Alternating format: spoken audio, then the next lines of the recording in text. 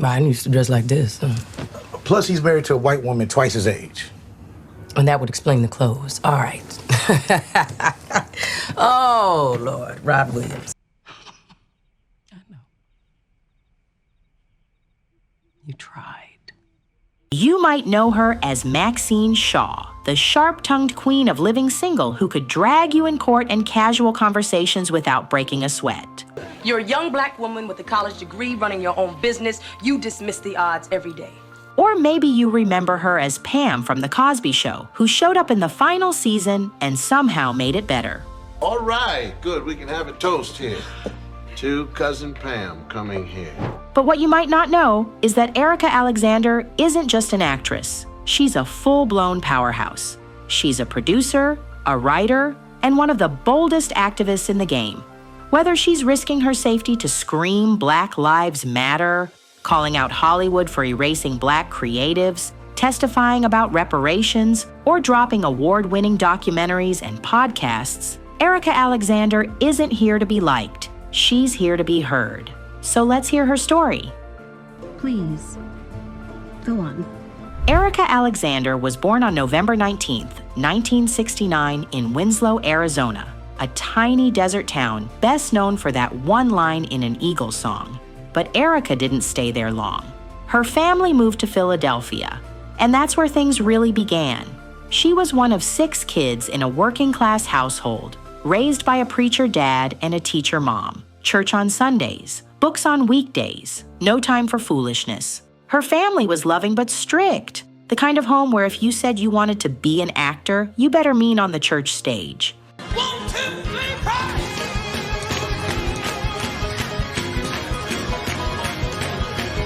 But at 14, everything shifted. She went to a 6-week acting class at the New Freedom Theater in Philly, and a casting agent just so happened to be watching. 5 weeks in, and Erika landed her first professional job. She didn't grow up with a dream. She grew up with drive. I didn't know that it was going to be my life. I had no idea that it was going to have a career from it. I was just glad to get the opportunity. And that drive, it's what would take her from North Philly to one of the most talked about shows of the 90s. And beyond.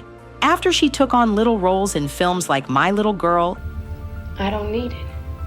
I'm okay now, right now. It was just stress. It didn't take long for Hollywood to catch on. By her early 20s, Erika landed a major role as Pam Tucker, the smart and spirited cousin who joined The Cosby Show in its final seasons. Whoa, Slide, there's a little hitch in the giddy up here. Curfew's at 10. Yeah. And look, jumping into a hit show that late in the game, that's a challenge. But she didn't just hold her own, she lifted the whole vibe. And I was on the last 2 years of The Cosby Show, and they were the biggest. They were bigger than sliced bread. They were everything. You couldn't ignore her. She had this confident energy like she belonged there from episode 1. But the role that turned her from breakout to legend? Maxine Shaw, attorney at law on Living Single. Oh, eggplant. Back off, it's mine. Let's pause, because Maxine Shaw wasn't just a character, she was a blueprint.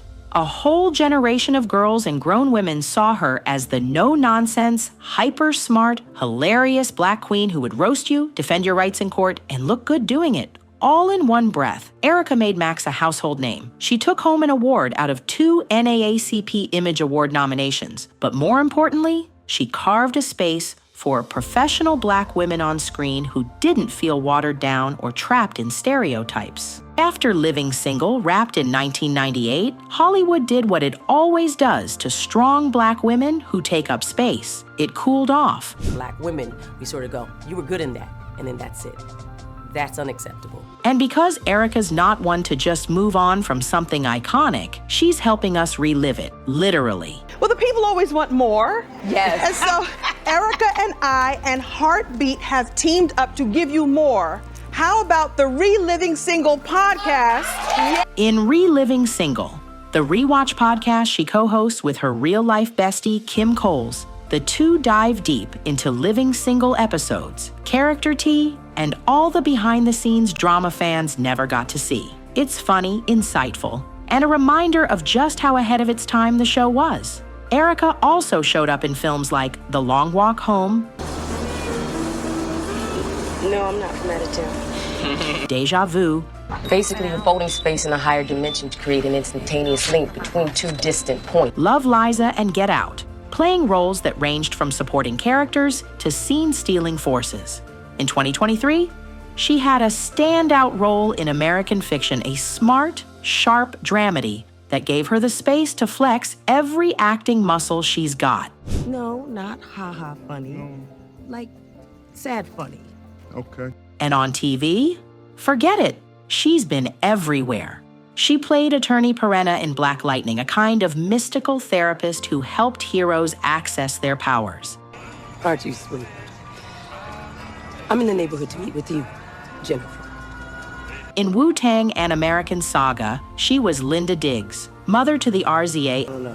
Oh no, Holy Thursday doesn't go like that. Holy Thursday goes do, do, do. And on Run the World, she played Barb, a boss who didn't bite her tongue. But Erika didn't stop at acting. She jumped into producing, and not just vanity projects, real culture-shifting stories. She co-produced the documentary John Lewis, Good Trouble, a deep, personal look at the civil rights legend. She co-created The Big Payback, an award-winning documentary on reparations that explored Black wealth, systemic racism, and what America actually owes. I think that narrative and storytelling has always been hijacked by white men in studios that told us their narrative and their history. She dropped Finding Tamika, a true crime podcast about a missing Black woman overlooked by national media, and turned it into a powerful wake-up call, earning her a prestigious DuPont Columbia Award. And then there's Color Farm Media, her nonprofit company. Erika calls it the Motown of film, TV, and tech. But it's more than a label. It's a movement. The company develops stories for Black voices, immigrant voices, working class voices, basically people who've been left out of traditional Hollywood lanes. In a landscape full of reboots and formula scripts, Erika's out here making space for real stories. No filters, no apologies. Sorry, I'm not sorry. So yeah, she could have faded into former sitcom star territory, like a lot of people from the 90s, but no. She stayed relevant and evolved into a full-on force. Even when people didn't see the thing I did, they were not going to say I didn't show up. Right. If you're looking for Erika Alexander's name in some scandal headline, don't bother. She's not in the mess. She's in the mission. But if you're asking if she's ever stirred things up, oh, absolutely, and with good reason. She took it to a whole nother level. Let's start with the legendary Friends versus Living Single Moment. In 2020, Friends star David Schwimmer made the classic Hollywood oopsie. He suggested that someone should create a Black version of Friends. What? Erika, she was not having it. She hopped on Twitter and dropped the truth. Living Single aired a year before Friends, had nearly the exact same premise, and was full of Black excellence before NBC ever discovered 6 white people in a coffee shop. But Erika didn't just tweet and move on. She wrote a full essay in Newsweek calling out how Black creatives keep getting erased in Hollywood. She said it with receipts, with style, and with no mercy. Then came the drama with her documentary work, The Big Payback. Critics said she was being too bold, maybe even stirring the pot. But Erika didn't blink.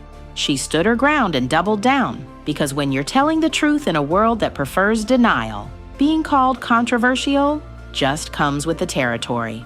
It's completely normal. And that's not new for Erika. She's always used her voice for more than just entertainment. She's spoken out against police brutality and racial injustice, especially during the height of the Black Lives Matter movement. How do we get past this? How can we stop looking at our great players die like dogs and not say anything? She's worked with organizations that train women for political leadership, and she's emphasized the power of representation, both in real life and through characters like Maxine Shaw, who inspired a generation to believe that Black women belonged in courtrooms and beyond. The streets were ruled by men. I mean, we were women hiding out. So no, Erika Alexander isn't controversial in the tabloid sense. She's controversial in the makes powerful people uncomfortable with facts kind of way. And honestly, her fans ain't complaining. Now let's talk about her love life. If you've ever wondered who could keep up with Erika Alexander, the answer was Tony Puryear, a screenwriter, graphic novelist, and fellow creative force. He's the mind behind Eraser, that 90s action movie where Arnold Schwarzenegger blows everything up, but still looks like he's just out for groceries. Erika and Tony met, vibed, and built more than just a relationship. They built a creative partnership. In 2013, they co-wrote the award-winning graphic novel series Concrete Park, a futuristic sci-fi story featuring black and brown characters surviving on a violent, colonized planet. It wasn't just ahead of its time. It was miles ahead of what Hollywood was even willing to imagine. They were married for over 20 years. That's rare in Hollywood. But even rarer, how they ended it. In 2017, the two divorced, quietly, respectfully, and without drama. No headlines, no bitterness, just two grown-ups recognizing that the love they shared had shifted. When it comes to family, Eric has always stayed grounded. Raised by hardworking parents alongside 5 siblings, she knows what it means to hustle and stay real. She's never been one to flex her private life all over social media. Her real flex is building a legacy through bold storytelling, staying low-key, and keeping her circle tight. Her estimated net worth sits around $3 million, but don't get it twisted, her value isn't in the numbers. It's in the blueprint. Erika didn't take the easy road. She took the road that leads somewhere real. Acting was just her entry point to producing, writing, and activism, and